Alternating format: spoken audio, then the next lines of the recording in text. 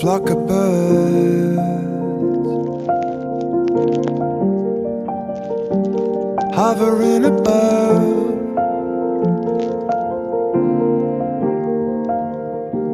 Just a flock of birds.